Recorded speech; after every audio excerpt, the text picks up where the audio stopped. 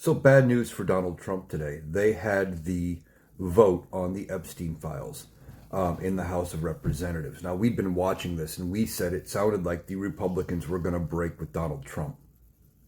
Now, yes, he came out over the weekend and said, go ahead and vote for the Epstein files, vote to have them released. And there's all kinds of conspiracy theories about why he would do that.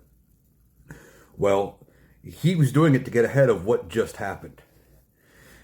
Now, this vote was held this afternoon, and it was basically unanimous. It was something like 427 to 1. It was 420 something to 1.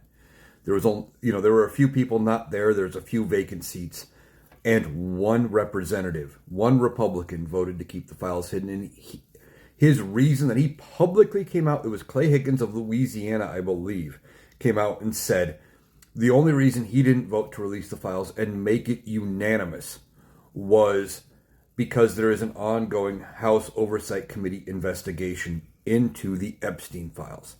And that's where we're getting all of the leaks from. Anyway, everything that has been released, we talked about the emails that came out involving Trump and Bubba and all of that stuff. Those all came from the House Oversight Committee.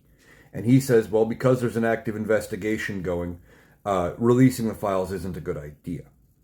Now, what does this mean going forward? It's going to go to the Senate. Senate's going to have to vote on it. Now, they could choose not to, but how do you not take up a piece of legislation that nearly passed unanimously? And I can already hear some Republicans coming into the comments, some MAGA saying, well, the Republicans tried to pass it last week with unanimous consent, and why did the Democrats shoot it down?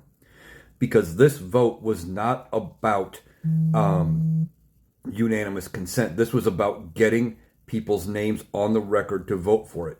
And as the pressure built, they chose to vote for it. If it was this obvious that they were going to vote for it, why didn't they all sign the discharge petition? Hell, why didn't Mike Johnson just bring it to the floor for a vote? Why did we need the discharge petition? Simple. They wanted a reason to say no. They were going to vote no until Donald Trump said vote for it, until public outcry, until they saw the snowball that was coming. If the Democrats would have let it go with unanimous consent, we wouldn't have gotten everybody's name on board.